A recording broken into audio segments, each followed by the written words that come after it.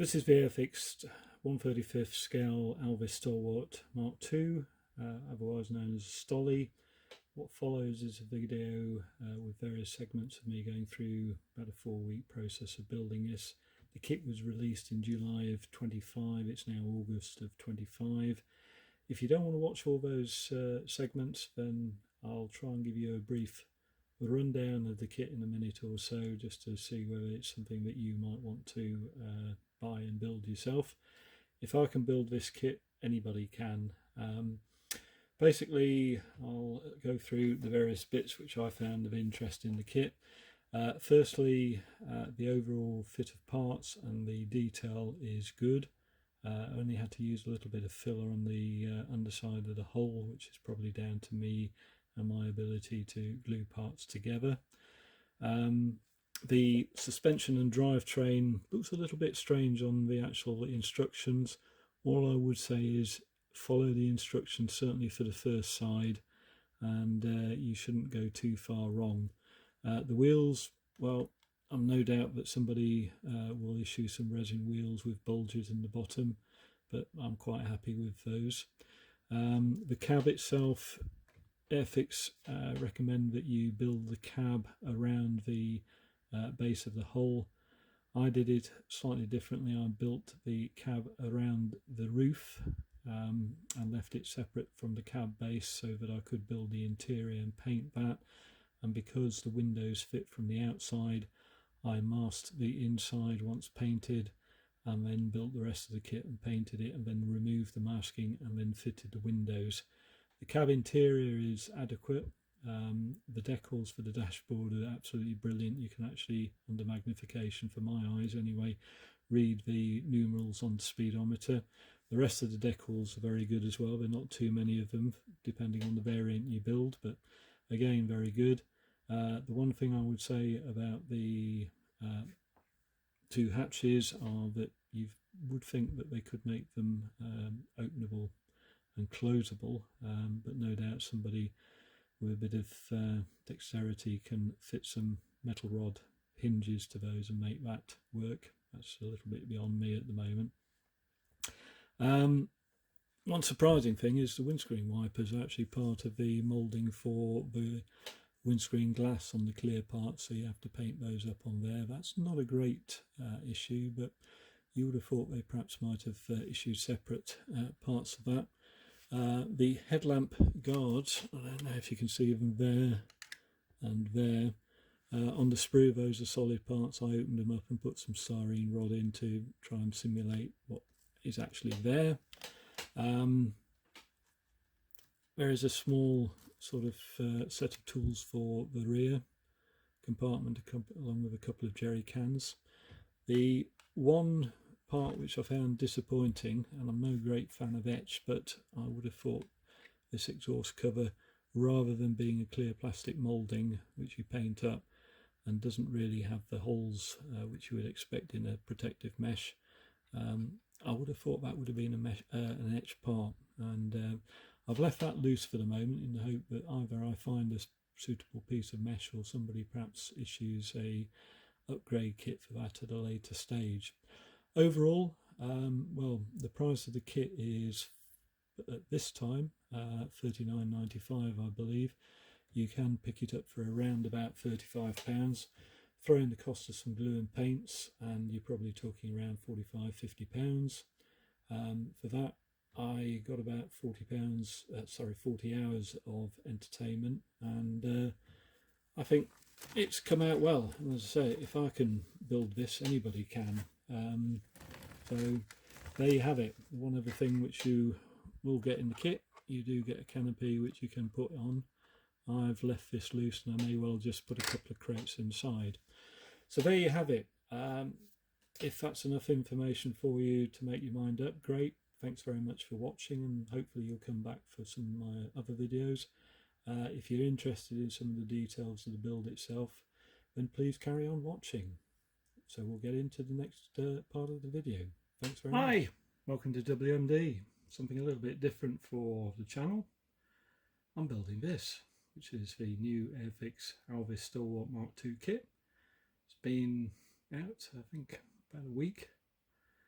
I got mine 2 days ago, and been really looking forward to building this. It's one of those iconic vehicles I've always wanted a model of. But I think this is the only one which has been built as an injection moulding kit in 1/35 scale. KFS that's Kit Form Services, do a fantastic 1/24 resin kit, which really is highly detailed. And it'll be interesting to see how this sort of compares on level of detail. I'm not going to do a whole host of unboxing with, you know, knives and things. The box has already been opened. One thing you notice is the box is big. You get a set of instruction leaflet, well, an instruction leaflet. You get a small sheet of transfers there. The instruction leaflets I've not been through in any great detail, but they're certainly different from the Airfix kits I knew as a child. So this is, I think, the first military 1/35 Airfix kit that I've built. Overall, for the weight of the kit, you think there's not actually that much in the number of parts, but they are large and I guess they are heavy. So it's going to be interesting to see how that all goes together. Anyway, the only way we're going to find out how this thing rates on detail and ease of build is to actually start building it. So I'm going to have a look through the instructions, and then I'll come back once we've got... Just before we do get into the build, let's talk a little bit about the instructions. If you're like me, you tend to work through the instructions as you go along. You might just quickly glance through it, but I've had a little bit of a look at these, and start at the back, which is basically there are 3 versions of this you can build in this particular kit, and you've got to decide which one you're going to do, which is A, B or C. And the importance of that is because fairly quickly into the instructions you do get into this situation whereby you've got alternatives for which particular version you're going, and you'll see there's sort of yellowish or mustard coloured A, B's and C's. So if you know which version you're going for, it obviously tells you that, believe, relates to the radio. If you go further on in the instructions, there's something relating to the exhaust system, and further on, I can find the right page, we do get down to the point where, here we are, where we're talking about the aerial mount. Not a great deal of variation, but you need to make your mind up fairly early. One of the other things about the instructions is they make reference to the paint colours here, and I presume that these are Humbrol paint references. Within the instructions you'll find reference numbers to things which aren't actually referenced in that colour scheme, so you have to start looking around. And for example, I think there's one part which is painted a light grey, but there's no reference to that in the actual colour scheme or colour references, if that makes sense. But other than that, yeah, the instructions seem fairly good. We'll see what it is like by the time we get to the bottom or the finish of this build. So anyway, let's get on with the build. Right, we're just on the first part of the instructions, and this is for the build up of the undercarriage of the Stolly. Basically there's 5 parts gone into this. The main base, there's 2 of these sides, and then there's 2 of these which I presume are sort of water jets to power it in the water or steer it in the water. I'm not a technical expert on these things, so you'll have to excuse my ignorance. Basically the parts are fine. All you've got to watch out for is 2 things, as I remember. You do need to drill a 1mm hole, and it's described in the instructions, and looking through ahead on the instructions, that 1mm drill is going to have quite a bit of use in it. Not sure why they didn't put the holes in there as part of the moulding process, but I presume that might be to enable Airfix to do a different mark of the kit at a later date. The other thing to watch out for is there's 6 sort of attachment points off the sprue. You just need to make sure that you do sand and I've forgotten that one. You do need to make sure that they are flat, otherwise you will have problems with mounting them onto the main sort of body or undercarriage. And normally I would use Tamiya extra thin, but because I need to be able to push these into place to seal the joints, I'm using EMA plastic weld to try and give a more instantaneous bond to it, because it's a long length and you do need to be able to get that sort of instantaneous bond on it, which I'm not sure that the Tamiya glue would give me. Anyway, lots more to do, so let's carry on. Right, I'm trying to fit part A2 here, and it should be a simple fit, but it just will not go and get that. It just will not properly actually fit into where it's supposed to and attach to the gluing surfaces. So what I've had to do is I've just had to sand that protrusion down. I'm not quite sure what it's supposed to be. You can't see it once that part's fitted. Excuse the camera shake. But what I'm going to do is I'm going to glue it and clamp it on this top end either side, just with a couple of small clamps, and I'll leave that overnight in the hope that that will properly set. But I have a feeling I'm going to have to use a little bit of filler in there, but we'll see how it goes. We're moving on with this build.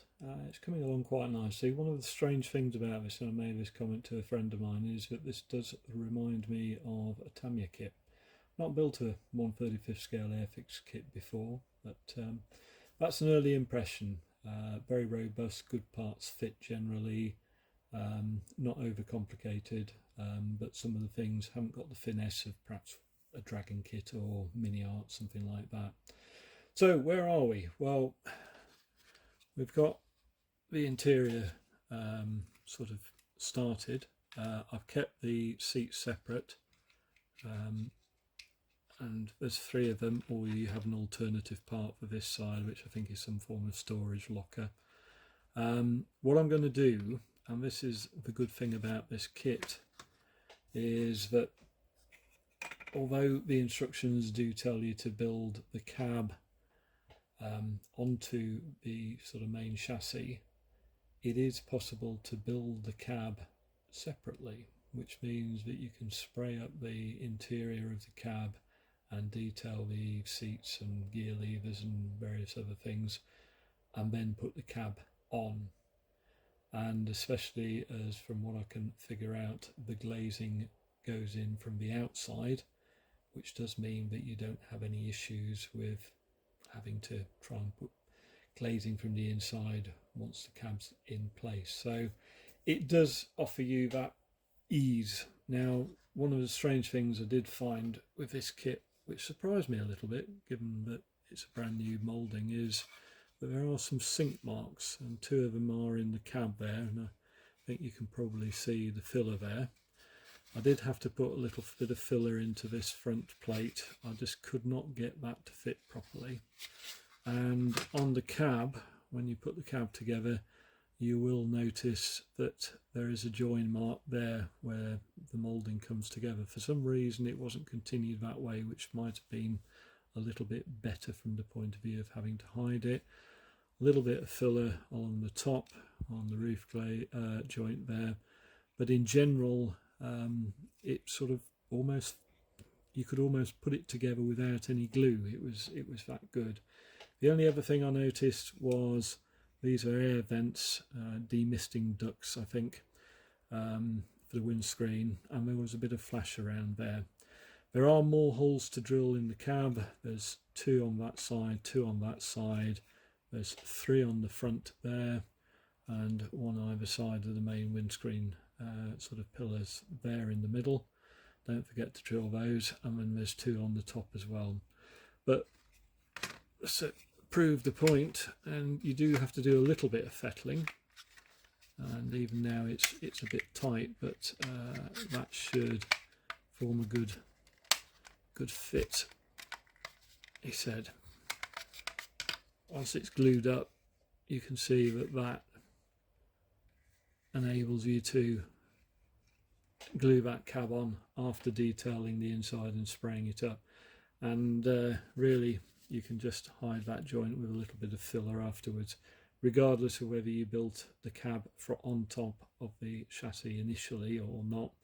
I think you still have to do some fettling with that joint there. But other than that, it's coming along. It's quite a quick sort of build, as it were. You soon see some progress. So we'll carry on, and if we note anything else of interest, I'll come back. Well, as you can see, the build is going well. We've got the cargo deck in. Interestingly enough, this part here is a separate part, which could mean that Airfix have plans to release the version with a high ab. That could be quite interesting. No issues with the deck fitting and the 2 end bits. The one on the, as you look from the rear of the vehicle, the one on the left hand side, no problems. The one on the right hand side, which contains the exhaust, unfortunately has some sinkholes there, and the exhaust fits something like, if I can just get it in,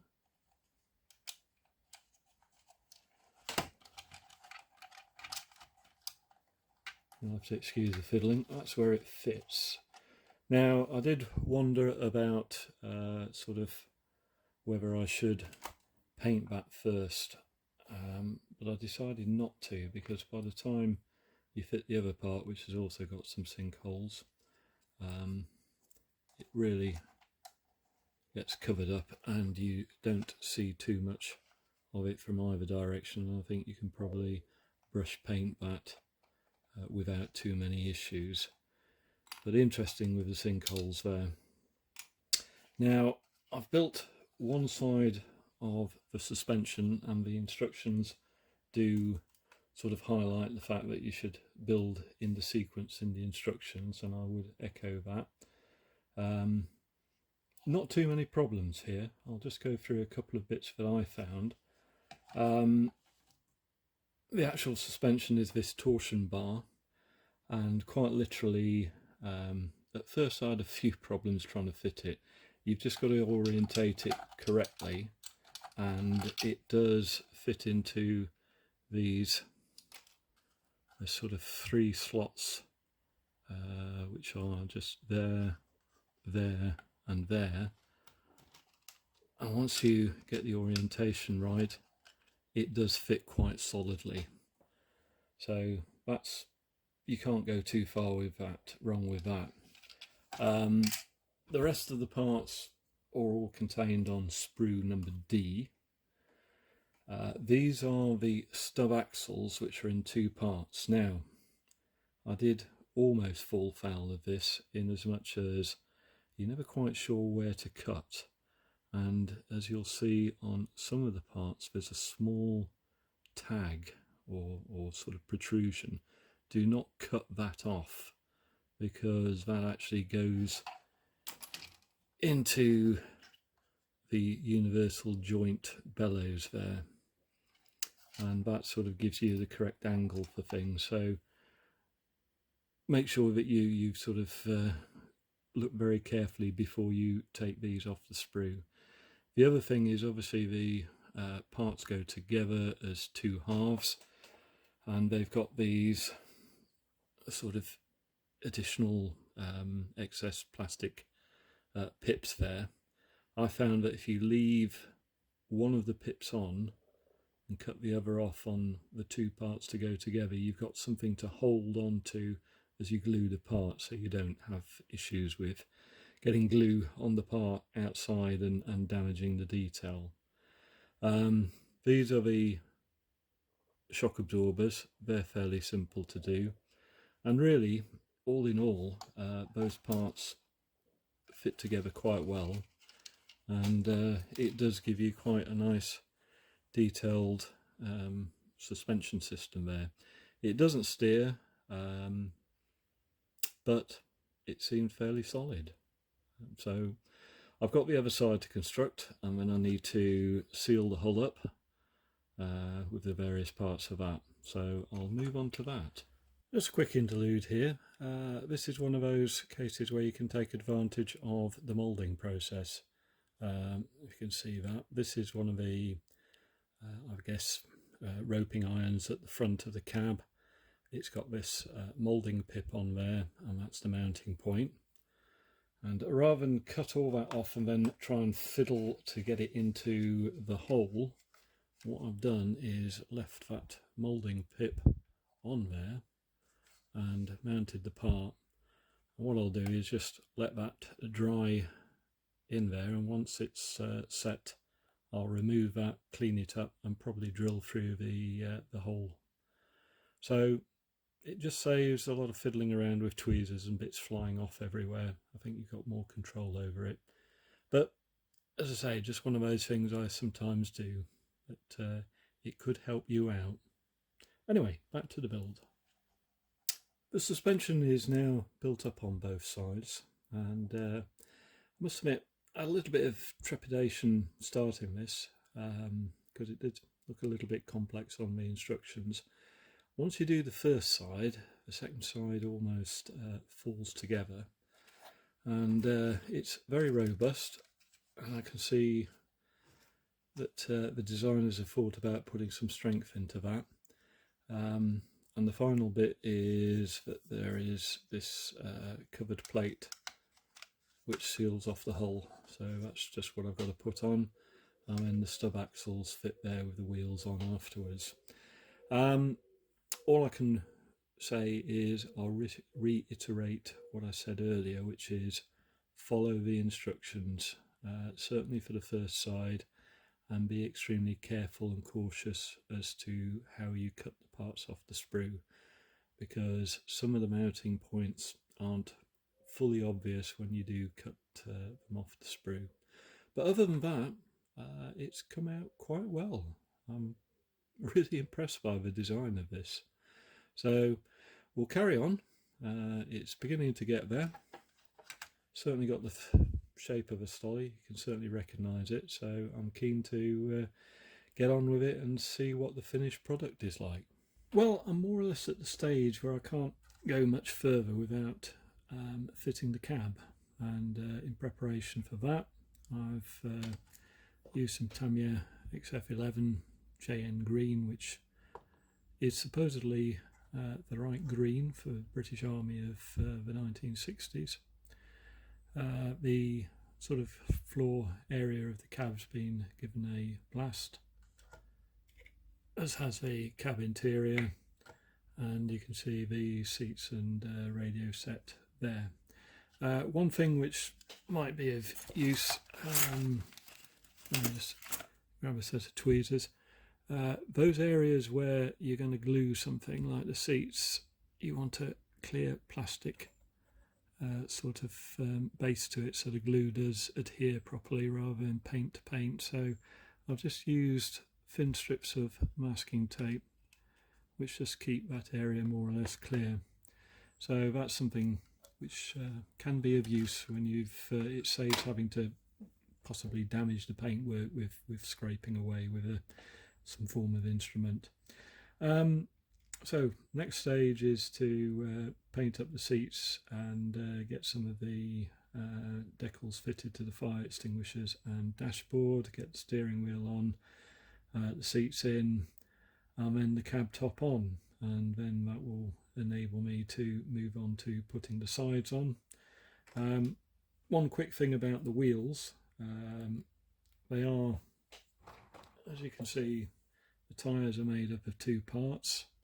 There is a hub, excuse me, delving through my parts box, the hub, and I've glued that piece in there, and basically, unfortunately in some ways, the two parts of the tyre if I can separate this that I've just put together. Yes, I can. The two parts, the two parts of the tyre can't be glued prior to putting the hub in. It's all an integral fitting.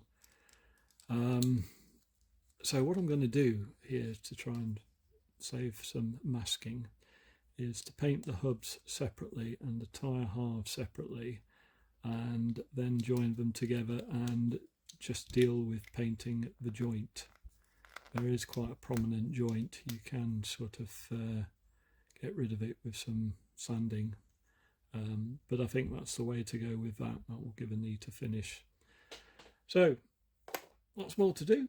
We'll move on and come back a bit later. As you can tell, the cab is now more or less finished. I'm going sort of off the tripod here and going a little bit free-handed. I'm quite pleased with the way in which that's come out. What I'm particularly impressed with is the decal sheet for the dashboard. I don't think it's going to focus very well, but having taken a digital photograph of it, each of the numerals on the speedometer is readable, which is quite impressive. Had to use a lot of microsol to get it to sit on top of the moulded dashboard. Other than that, it was basically, as you saw in the previous segment, the plain base coat of Tamiya XF13, I think it is, and one or two bits painted up. We've got the radio set there, which has been sort of painted up, and I think that's some form of water bottle with the stone coloured paint. Seats are obviously black. I think that's some vinyl finish, and of course all I've done is weather it, and to be honest, there's just two elements to my weathering. One is this dilute coat of brown earth, I think it's earth brown paint, which is very dilute, which gets sort of just brushed on, and I've used the Tamiya weathering sort of slabs. They're a sort of solid powder you apply with. They do give you an applicator, but that wore out long ago, so I'm using cotton buds, and that's it. And like I say, I think that's come out quite well. The only difficult part I had, and I don't think you're going to be able to see it, you might just, that sort of white, let's try and just get that a little bit better. There's a sort of whitish blob on the back in each corner, and that's the fire extinguishers. I left those off when I built the cab because they do come with some transfers, which are very nice, but the problem is then getting them onto the peg. There's a hole in the extinguisher and a peg on the cab side. So I sort of got round that by just using a small blob of blue tack on the end of a screwdriver and just putting it in that way, and that seemed to work. So the next stage now is to give it a coat of matte varnish just to take some of the sheen off it, and then I'm going to mask up the various windows and hatch holes, and then glue the cab top to the cab base, which will enable me to tidy up the joints there. And we're getting towards the sort of point where we've got the sides of the cargo body to go on, and a few other little bits and pieces, and then it's ready for paint. So it's coming along nicely. I must admit, not having built one of these Airfix 135s before, I didn't know what to expect, but I'm quite pleased with it. It's, as I said it before, it's got elements of a Tamiya, early Tamiya kit in it. Simple but nice. Anyway, carry on doing the work. We'll see you now. This is one of those moments when you think, why did they do this? This part, which are parts 39 and 41, are the guards which go in front of the headlights on the body. Now, as you can see, there's a sort of semi-attempt to put the bars in, but it's completely solid, which given the fact that you do get a light lens with a clear cover, you just can't see it. So all I've done is hollow out the middle and then just use a plastic strip, some very fine plastic strip, and created my own. Now it's to scale, it's not quite right, but I think it will look a little bit better than what Airfix provided. To be fair, it's the only part I've really modified at the moment, so we'll see how it looks once it's on the vehicle. Right, this has really come on now. We're almost at the end of the build. Being very pleasurable, I must admit. I've quite enjoyed this one. So we've got Stolly with wheels which aren't attached. I've left these loose at the moment because I need to sort out where I've had to sand down the joint, and I also need to paint the brake discs at the back. So those will come off, but underneath there that will also give better access to spray up the suspension area. But we've now got the mud guards on. Obviously the body is now on. We've got the canvas top, which I've left loose, and that will be sprayed up separately, and could well leave the cargo bay open. The cab's now attached, and I have masked it from the inside, so once it's painted and I need to fit the glass, I can push that masking tape in and retrieve it through the various windows and hatch holes. I've also had to do a little bit of filling, as you can see along here, just to get those joints, and I may well have to, after priming, touch those in. There's a little bit of filling there as well between the cab front and the whole sort of frontal area. I've also fitted the headlights, and I've also put the lenses in, having used a chrome marker pen just to put the silver on the inside, but I've also put a bit of Maskol on there just to mask it off, and the same with the spotlight on the top. So all in all, that's coming along and is now ready for some undercoat. I've left one or two parts off, obviously the tools from the back compartment and the jerry cans. I've left those separate at the moment, and there's a wood block as well. I think that's a jacking block or something like that. The hatches, not quite sure whether I'm going to leave those open or closed. It would be nice if they were in some way hinged, and I may well look at that when we get a bit further. And also I've got the two wing mirrors, the splash board from the front, and I'm using that in its sort of closed position. There's also this, not quite sure what it is, reinforcing plate or something, which goes on top of the cab. And then we've got the two stone guards for the headlights, and I'll be putting those on after I've painted.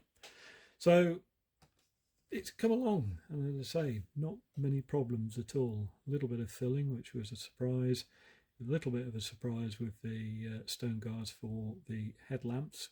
I did think that Airfix might come out with something a little bit better.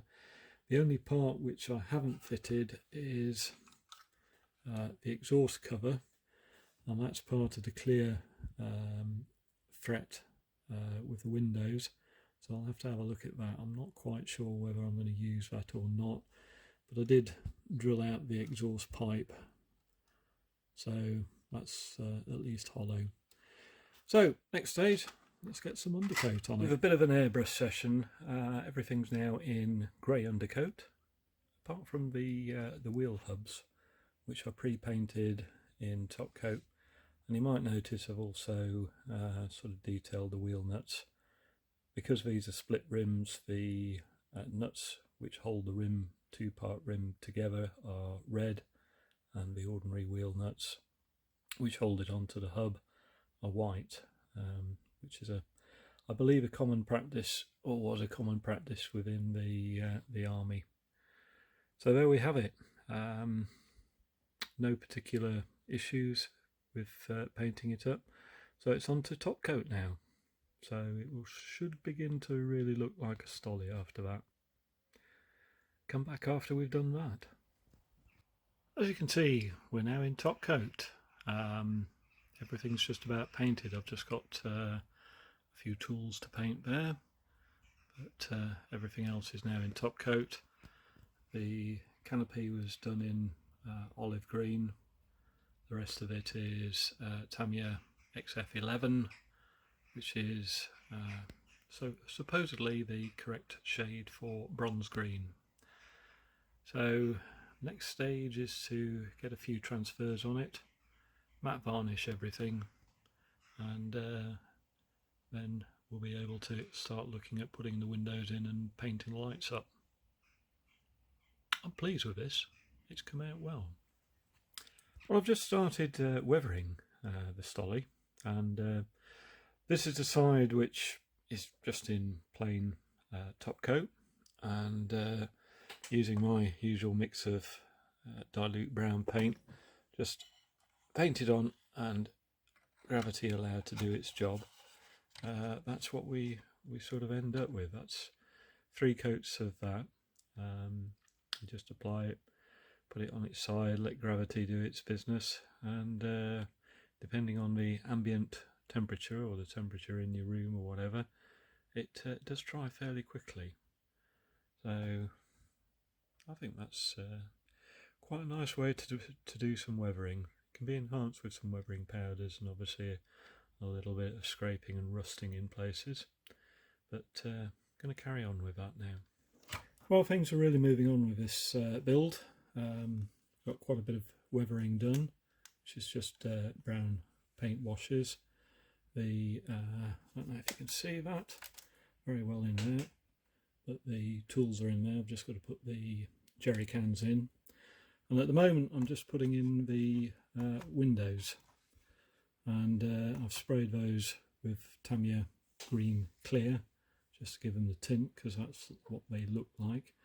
And the case of fastening these in or gluing them in, you can obviously use conventional glues, or you could use glue and glaze, but what I'm actually using is just Tamiya, and this one's semi-gloss clear, and varnish is a good adhesive.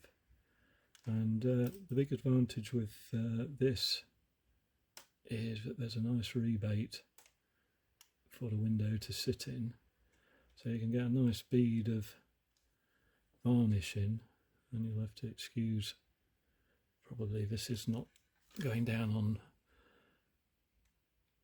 the camera that well, but it's a little bit of a struggle because normally I'd have this a bit nearer to me, but you can see we just get a little bit of a bead of varnish around that aperture.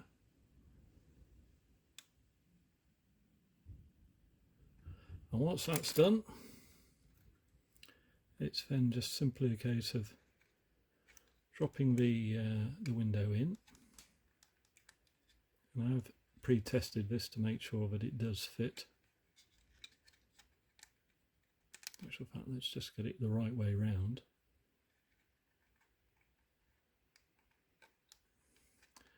I've got the painted side on the inside, so we've got a smooth side on the outside, and then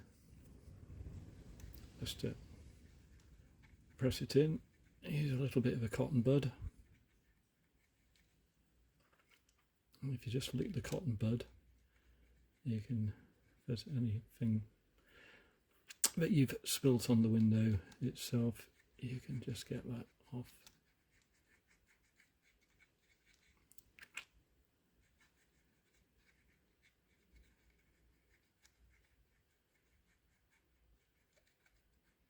And there you have it. So I hope that's of use to you. I've got a few more windows to do yet, and a few other little bits and pieces, but we're almost all fitted now. One thing I did with the front windows was just to mask up the windscreen wiper arc, so that when I just give this a quick dusting of some sort of dirt type paint, it will just at least show where the windscreen wipers clear the windscreen. The only other things which I've done on this, which might be worth mentioning at this time, are the light lenses were Tamiya orange, clear orange on the clear parts. Those side lights are just silver paint, and the back there's two mouldings either side. Those were just painted silver, and then Tamiya red used on them, and these two clear parts here were Tamiya orange again. The mirrors, I don't know if you can see the mirror there, you might just see it there. That's just a bit of reflective foil on there, which I put on before I glued the mirror to the actual cab side. Just made it a lot easier to fit. And again, that just needs a little bit of weathering up. But only a few more parts to go, and a little bit more weathering, and we should be finished. So I'll get on. Finished. Well, as finished as I'm going to do at the moment. There are a couple of little bits I've got to do. I've got to add an aerial, which will go there, and this part at the rear, the exhaust cover, I'm far from happy with, so I've just left it loose at the moment, hoping that either I'll find a suitable piece of etch or somebody may come out with an aftermarket part. But at the moment that will do. So what's this been like as a build? The original section of this video where I opened the box and said it was somewhat heavy, large box, heavy contents, it's actually come out as an enjoyable kit to build. It's not over complex. You don't quite get the detail level of a Dragon or Mini Arts kit or something similar to that, but there's no fuss about this. A little bit of filler in one or two places. You've just got to follow the instructions with regards to the suspension. There's a couple of little bits where you think, why did they do it this way? But overall, it's come out well. And I'm really chuffed at the way it's come out. Finished it with a little bit more weathering. Just gave a bit of a spray of some earth-coloured paint from a distance, just misted over. You can see where the masks were on the windscreens to mask out the area covered by the windscreen wipers. One particular touch I do like are the fire extinguishers with the small decals on them. It just makes them stand out, and I purposely didn't weather those. I thought those might be something which are a serviceable item, which might just have been renewed or they're kept clean for safety reasons. But I say, that's it. There is a top to it, which is the canvas top, which you can put on. You just need to force it down a little bit there, but you do need to put the ropes to illustrate that it's held down. Personally, I prefer it open, and I may find a couple of crates just to put inside it. But again, there it is. £35 is what you'll find it discounted at. £40, just under £40 recommended retail price. There are a couple of bits which could be amended. I did mention the headlamp guards, which are a solid part, which I opened out and put some bars in myself to make it visible. The hatches, without too much issue, I think they could have made those sort of openable. I don't see too much issue with that. The windscreen wipers are moulded as part of the actual windscreen clear part. Not quite keen on that, but there again, you pays your money and you takes your choice with it. If you want a Stolly kit in 1/35 scale in injected moulding, as far as I'm aware, this is the only thing in town. So you probably need to take that into account when making your decision as to how detailed you want to go with it. But I think for the money, I certainly found it good value. It's taken me about 40 hours to build the thing. 35 quid plus some paint plus some glue, probably 45-50 quid all told for 40 hours of entertainment. Just over £1 an hour. You can't go wrong. So Anyway, I hope some of this has been of interest to you, and if you do build one of these yourself, I hope you enjoy it as much as I've enjoyed building this. Perhaps either let me know or put a video up and show the world how you conquered some of the little frustrations with this. Anyway, from Woody's Modelling Diary, you take care of yourselves, and we'll see you again. Thanks very much for watching. Bye.